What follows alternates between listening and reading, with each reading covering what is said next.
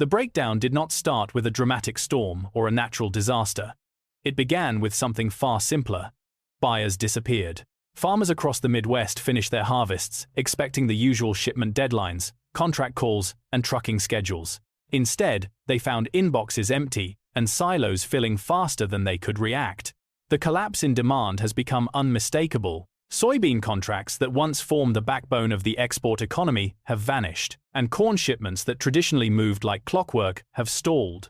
Lately, the numbers are not just disappointing, they are alarming. Soybean exports from the United States have fallen by more than 3 trum so far this year, and China, once the most reliable customer, has shifted nearly all new purchasing to Brazil and Argentina, increasing its Brazilian imports by more than 3 tram. Meanwhile, wheat exports have reached their lowest level in over 3 a sign of how deeply the market has rerouted itself. This shift is not simply about lost sales, it marks a loss of relevance. When a nation like China stops placing even a single new order in a calendar year, that is not hesitation, it is a verdict, and other buyers are following the same pattern. The Philippines has reduced its wheat purchases from the United States by 1 trum, labeling American supply too unpredictable. Hankook, traditionally a stable partner, has sharply rebalanced its imports as well, cutting U.S. market share to below 1 trum, while increasing Canadian wheat purchases by 1 trum. These shifts are not temporary bargaining maneuvers. They are long-term recalculations built around stability, timing, and political risk. For American farmers, the impact is immediate and brutal. Contracts that disappeared in days took decades to build. Buyers who once depended on the United States have quietly replaced it in their procurement plans, with suppliers offering fewer surprises and more consistency. The consequence is an agricultural sector confronting a crisis far larger than a single bad season. This is the start of a systemic dislocation, a moment when the world signals that the United States is no longer the default choice for grain. For families who rely on the land, the message is clear. The market they once fed has moved on, and it is not waiting for them to catch up. The crisis did not emerge out of thin air. It was engineered through policies that promised protection but delivered pain.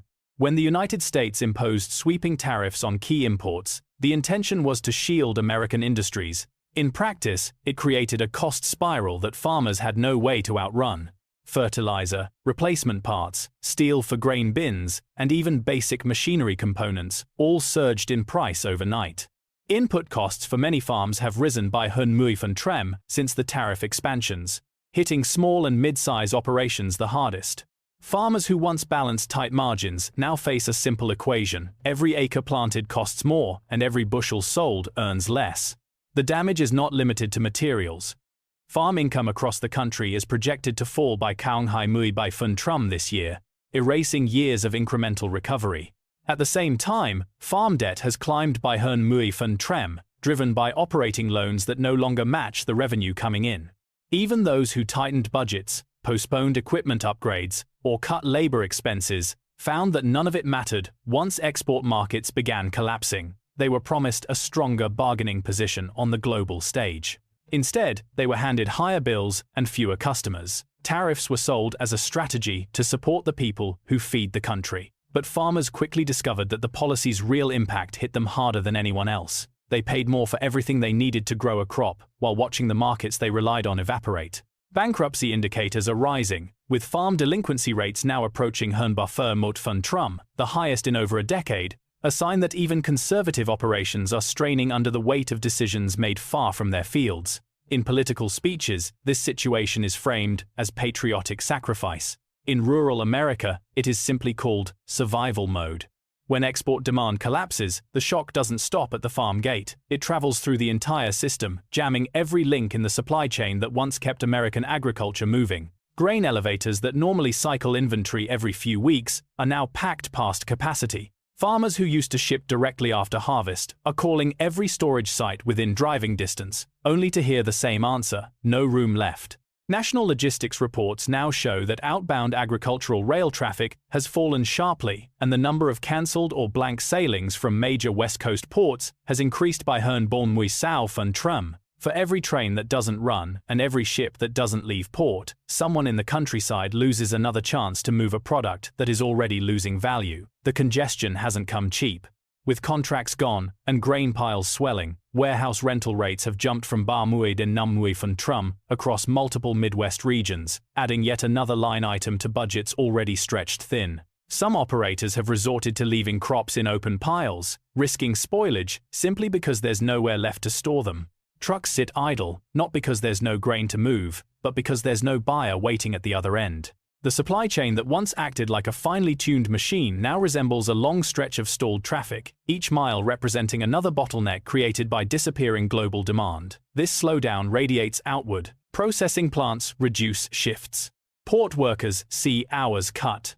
Maintenance crews from local rail yards are told to stay home because nothing is moving. Even industries that feel far from farming fabricators, construction crews, rural trucking company feel the tremors as their customers delay or cancel work.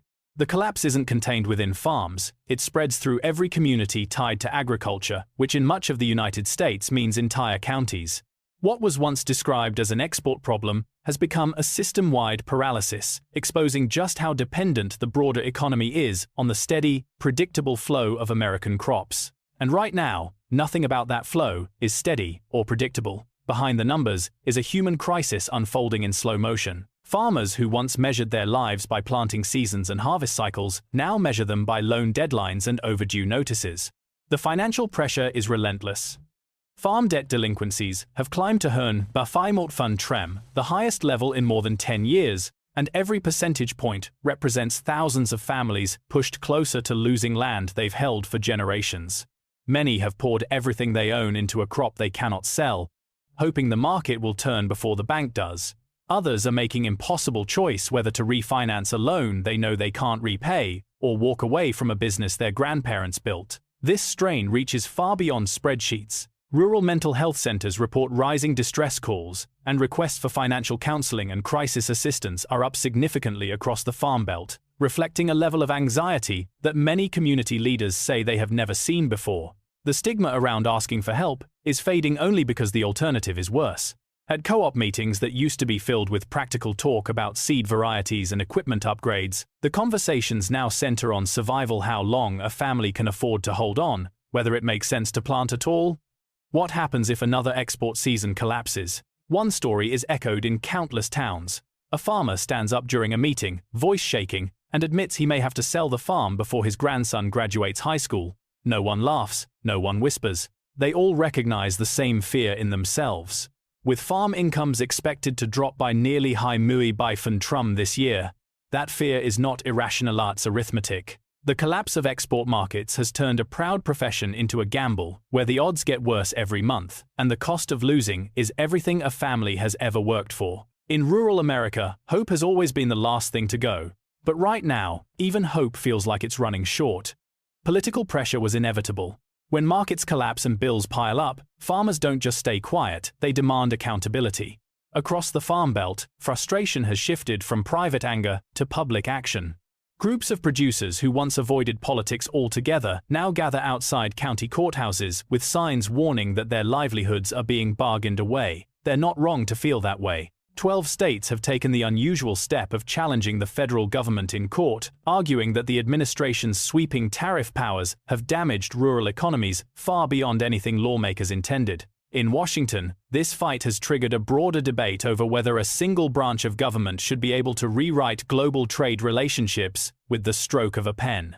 New proposals circulating in Congress aim to rein in those powers. Some lawmakers want any major tariff action to require legislative approval, a safeguard meant to prevent exactly the kind of economic whiplash that American agriculture is living through. Their argument is simple. If rural communities are being asked to absorb the fallout, then their representatives should have a say before those shocks are unleashed. Meanwhile, the data coming in from across the country strengthens their case. Rural lenders are reporting tighter credit conditions, and early signs of loan contraction are appearing in heavily agricultural counties, suggesting that the financial system itself is losing confidence in the stability of farm income. Yet federal officials continue to pitch new trade deals with far-off nations as signs of progress agreements that might look good in press releases but do little to replace the massive, long-term contracts lost in Asia and North America. Farmers see through the disconnect immediately. They know the math. Small markets don't offset big losses. Diplomacy doesn't fix broken supply chains. And political victory laps don't change the fact that export volumes for key crops have dropped sharply while major buyers shift permanently to competitors. The contrast is stark. In Washington, this is framed as strategic positioning. In America's heartland, it feels like managed decline. The people who grow the country's food are left wondering how much more strategy their communities can survive. The consequences of this collapse do not stop in the countryside. When thousands of tractors sit idle and export channels dry up, every American, whether living on a farm or in a downtown apartment, feels the impact. Food prices are already rising as domestic supply chains absorb the shock of reduced production. Grocery stores that once depended on steady flows of grain, feed, and livestock inputs now face shortages that ripple through meat, dairy, and processed foods.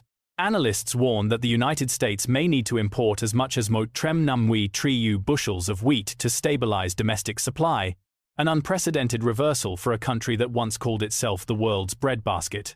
Import dependence is not just an economic shift, it is a vulnerability that Americans have not had to confront in generations. At the same time, global competitors are expanding into the spaces the United States has left vacant.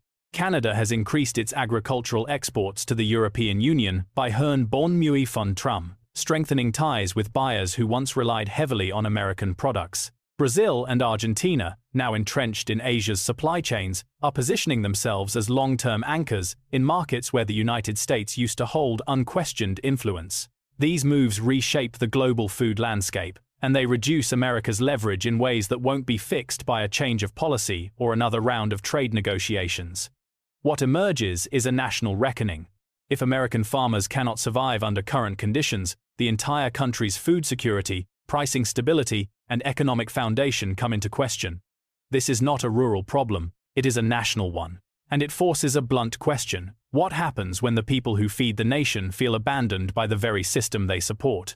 Washington can frame this as strategy, adjustment, or necessary toughness. But families watching their farms slip away have a different view. They see a country willing to risk its food future on political theater. Whether America chooses to correct course or continues down a path where others grow the food we depend on will determine far more than export numbers. It will determine what kind of nation we become. The consequences of this collapse do not stop in the countryside. When thousands of tractors sit idle and export channels dry up, every American, whether living on a farm or in a downtown apartment, feels the impact. Food prices are already rising as domestic supply chains absorb the shock of reduced production. Grocery stores that once depended on steady flows of grain, feed, and livestock inputs now face shortages that ripple through meat, dairy, and processed foods.